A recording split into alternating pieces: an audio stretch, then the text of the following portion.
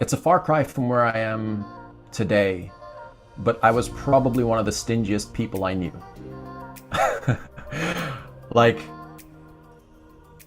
I was in so much scarcity and lack, it's silly, right? I was aware of like my talents and skills, but at the same time, there was this intense scarcity and lack that I realized had come from my upbringing, where, let's say, for example, I bought a pair of headphones and then one of them stopped working. I would just keep using the one headphone because I'm like, well, I don't need to buy a new pair of headphones. They still kind of work, so I'll just keep using them. And so I ended up having like t-shirts with holes in them, headphones that didn't work, bags with tears in them. I was living in this like tiny little place in Bali. And, you know, whenever went out for dinner or something like that, I'd make sure that I put like just the right amount. You know what I mean? I'd never over tip. I'd never anything. And I thought that I was being super intelligent, right? Super smart. I'm like being careful with my money, and yet no more money materialized into my world. Can anybody relate? Like, because you're carrying that energy of holding on to it. You're carrying that energy of need, right? And it's like that clingy relationship. Money goes like, whoa, I'm going to give you some space because you clearly don't respect me. And so it's the same thing here. What began shifting for me, I mean, it's a number of things, of course, but ultimately, you need to give to others of the things that you think you lack.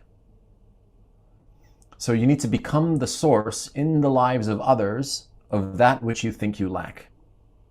So for me, it was a shift from, I need to be provided for, I need to be provided for, someone provide for me, mom and dad provide for me, from that kind of consciousness to, how can I be a provider today? I am now a provider. How can I provide for others? And shifting that question. And then, believe me, you think that you have some money issues. When you say that, how can I be the source in someone else's life? How can I be a provider for others? I almost guarantee you, within days, you'll meet somebody who needs it more than you do. You might have, I don't know, 500 pounds, euro, whatever to your name. You'll meet somebody who's on the street who has like little pennies and coins in their styrofoam cup.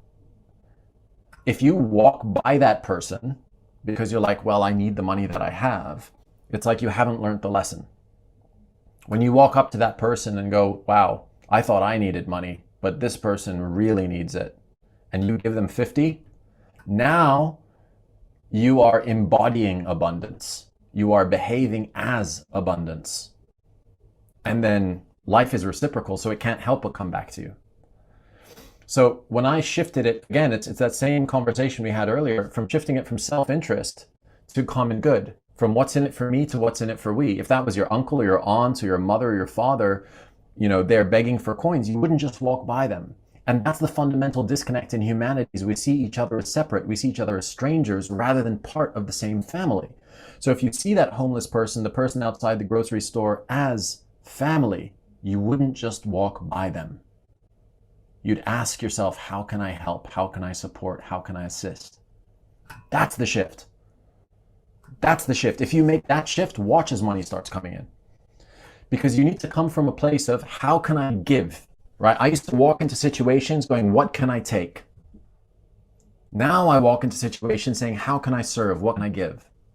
It might seem like it's a superficial or it's a minimal shift, but I promise you, it's astronomical in size. It's huge, and people feel the energy. People can feel when you're there to serve, you're there to share value, you're there to add something to their life, or you're there to take from them. You're there to see what you can get, what you can find.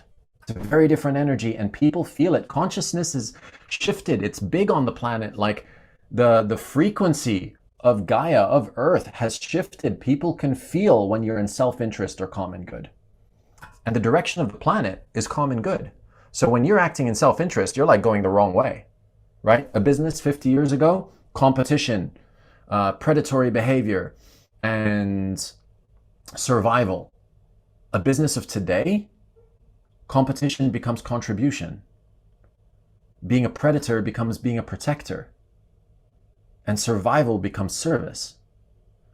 You need to embody on a somatic level and also on a values level the paradigm of being abundant. And being abundant means to provide for others. Because when you start giving to others, like, those who give must first have. And you don't always have to give money, right? It's not about that. It's about giving value and creating value in the lives of other people. If you find a problem to solve, or a pain to soothe, and go about doing that, people will happily pay you for it. But if you just think, I want to make more money, you're coming from need. If you're coming from, how can I solve this person's problem? How can I soothe their pain? You're coming from common good. Even though, of course, you know that there's a healthy energy exchange. People will pay you for your services. That's okay. I'm all for injecting some consciousness into capitalism. But ultimately, people can feel that your heart is in the game and that you're doing it to serve. You genuinely want their best. You genuinely want to help them.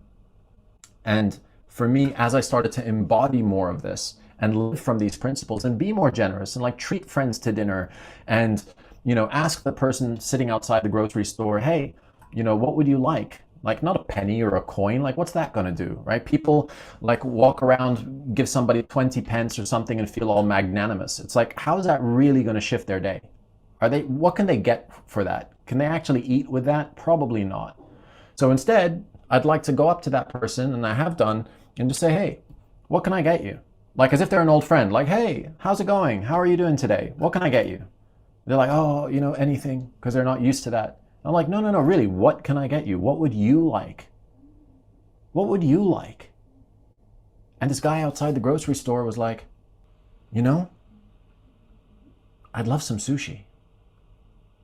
And so I walked into the grocery store. I bought like the big family pack of sushi. I got him chopsticks. I got him soya sauce. I got him like everything he needed, all the accoutrements on the side. And I brought it out and I gave it to him. I felt more abundant that day than any day where I saved the $30 or whatever it was to buy the sushi. And from that abundant feeling, you then take action. You then write a post. You then start to flesh out your landing page for your course. You then start to write your book. You then do a live or whatever, right? And now you are radiating that frequency of abundance, and it just comes back to you. And the money takes care of itself. How do I know if I'm manifesting the right thing? First of all, how does it feel? Right? Like, all of the quote unquote negative emotions, like despair and hopelessness and fear and anger, like, one thing that they all have in common is they all feel bad.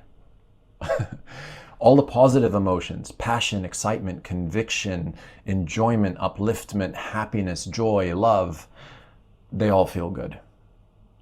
So if I were you, I would tune into yourself and simply ask, is what's happening right now feeling like an expansion, like a breath in, and it can be subtle, and you might have to really tune in to listen to it, especially if you're not used to doing this kind of stuff. It'll be very, very subtle. It'll be a whisper. It'll be a slight sensation, but it'll be like, or is it a contraction? Is it a, right? Do you feel yourself tightening? Do you feel cold? Do you feel like your shoulders are drawing inwards? And then couple that with the feeling. Does this feel bad or does this feel good? Because your heart is like a GPS, right? Call it an EGS, your emotional guidance system, and it always points you in the direction of your calling and your mission. And the more you listen to it, you can circumvent thousands of hours of labor and effort. And, it's incredible how when you come from the heart, in the words of Nicole Gibson, you equalize the distance between yourself and anyone you want to influence. So when you come from the heart, you connect directly with someone's heart, and it doesn't matter if they're a CEO, a president, a angel investor, you can reach that person because the hearts communicate equidistantly. They communicate on the same level. So when you're coming from the heart and things feel good, you will feel that they feel good. What most people make the mistake of is their mind tries to crunch the numbers, tries to look at the pros and cons and talk the heart out of its innate wisdom. Absolutely. Yeah, the feeling and the contraction, absolutely. So like, does it feel like a full fuck yes? Does it feel like a body yes? Is another way. Exactly. Yeah, for me, it's either a fuck yes or a no.